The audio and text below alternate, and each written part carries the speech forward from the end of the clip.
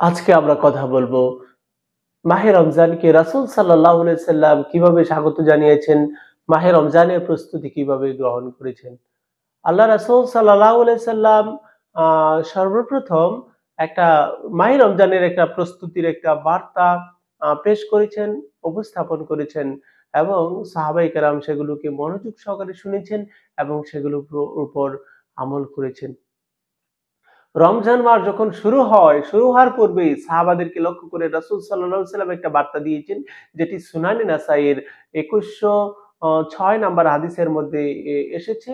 আ আল্লাহ রাসূল সাল্লাল্লাহু আলাইহি ওয়াসাল্লাম বলেন, "হাতাকুম" যখন রমজান চলে আসে তখন এই ভাষণটা, এই ঘোষণাটা দেন, "হাতাকুম রমাদান শাহরুন মুবারাক" তোমাদের কাছে রমজান চলে এসেছে।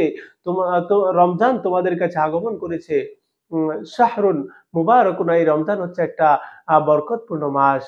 ফারাদাল্লাহু আযজা ওয়া জাল্লা আলাইকুম সিয়ামা, আল্লাহ সুবহানাহু ওয়া তাআলা তোমাদের উপরে এই মাসে রমজানের রোজা রাখাকে ফরজ করেছেন।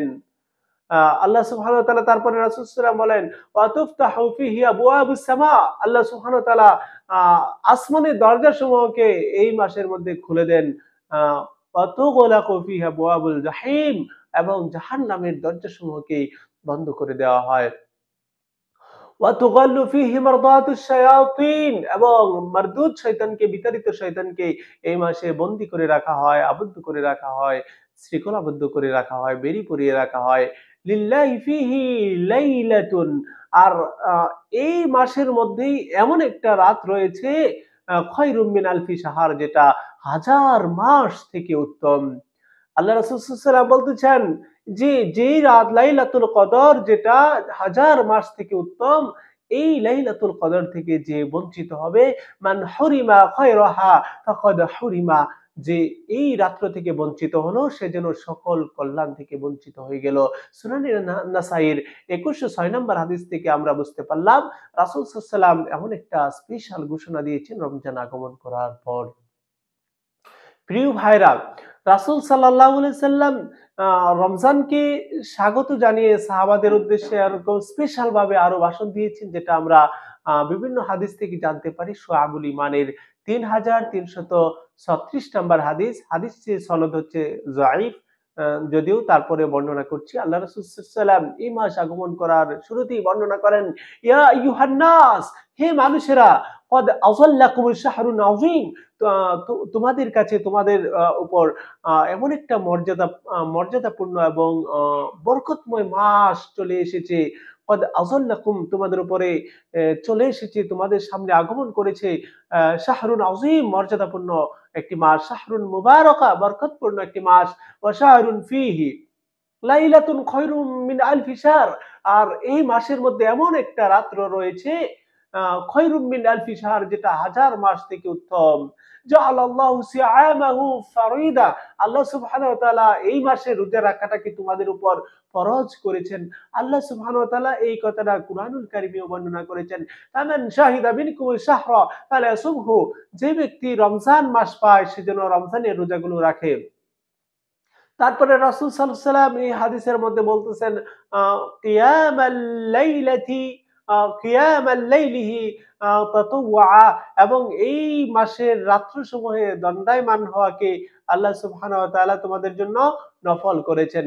মা তাকাররাবা ফীহি খাসলাতিন মিনাল খায়র কানা কামান আদ্দা ফারিদাতান ফীমা সিওয়াহু, যে ব্যক্তি এই মাসে একটা নফল ইবাদত করলো, তার একটা আল্লাহ সুবহানাহু ওয়া তাআলার নৈকট্য হাসিলের জন্য কোনো নফল ইবাদত করলো, সে অন্য কোনো মাসে সে একটি ফরজ ইবাদত করার সমান সওয়াব সে পাবে।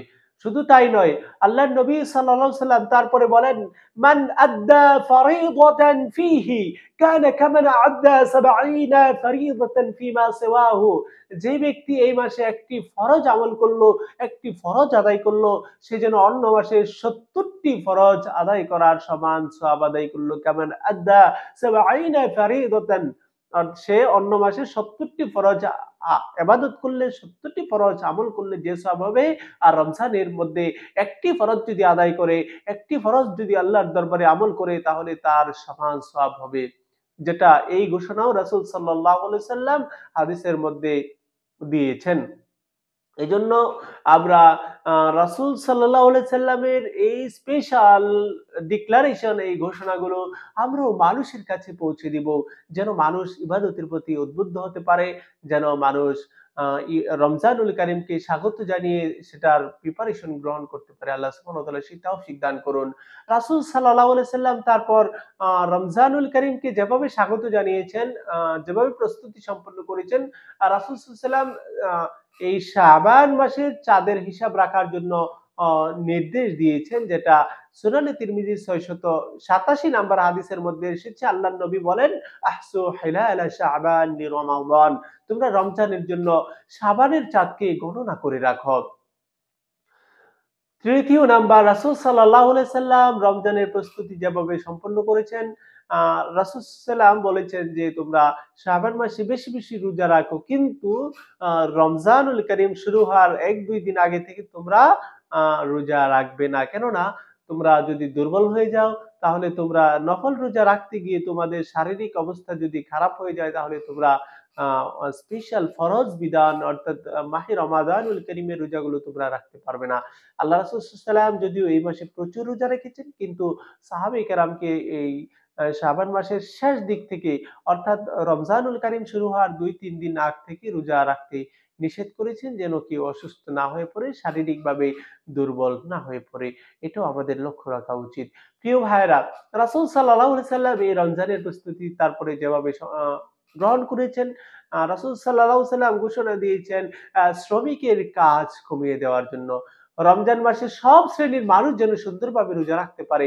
একটা শ্রমিকও যেন সে তার কাজটা একটু হালকা, ভারটা একটু হালকা হয়ে যায়। আল্লাহ রাসূল সাল্লাল্লাহু আলাইহি সাল্লাম মালিককে সে উপদেশ দিয়েছেন, যেটা শুআয়বুল ঈমান এর বাইহাকির শুআবুল ঈমানের ৩৩৩৬ নাম্বার হাদিসে এসেছে। হাদিসের মান হচ্ছে, হাদিসের হুকুম হচ্ছে যঈফ, যেটা আল্লাহ রাসূল সাল্লাল্লাহু আলাইহি সাল্লাম বলেন, "মান খাফফাফা আন মামলুকা আন মামলুকিহি ফি গাফারাল্লাহু লাহু ওয়া আ'তাকাহু মিনান নার।" যে ব্যক্তি এই মহামান্বিত মাসে রমজানুল কারীমের মধ্যে নিজ কর্মচারীর কাজের বোঝাকে একটু হালকা করে দিবে, আল্লাহ সুবহানাহু ওয়া তাআলা তাকে নিজ অনুগ্রহে আল্লাহ সুবহানাহু ওয়া তাআলা ওই বান্দাকে ক্ষমা করে দিবেন, এবং আ আ'তাকাহু মিনান নার, এবং আল্লাহ সুবহানাহু ওয়া তাআলা উনার স্পেশাল অনুগ্রহে তাকে জাহান্নাম থেকে মুক্তির ব্যবস্থা করবেন। বাইহাকী শরীফের শুআবুল ঈমানের ৩৩৩৬ নাম্বার হাদিসের মধ্যে এটা এসেছে। হাদিসের মান হচ্ছে যায়ীফ। সুতরাং আল্লাহ রাসূল সাল্লাল্লাহু আলাইহি সাল্লামও স্পেশাল ভাবে রমজানের প্রস্তুতি গ্রহণ করেছেন। আমরা বিগত আলোচনা থেকে জানতে পেরেছি আল্লাহ সুবহানাহু ওয়া তাআলাও আরশের মধ্যে, অর্থাৎ ঊর্ধ্ব আকাশের মধ্যে স্পেশাল প্রস্তুতি সম্পন্ন করেন। আ আর রাসূল সাল্লাল্লাহু আলাইহি সাল্লামও প্রস্তুতি গ্রহণ করতেন। আমরা পরবর্তী যে ভিডিওতে জানবো সাহাবী কেরাম আজমাইন কিভাবে রমজানের প্রস্তুতি গ্রহণ করতেন। আল্লাহ সুবহানাহু ওয়া তাআলা আমাদেরকে ভালো রাখুন, সুস্থ রাখুন। আমিন।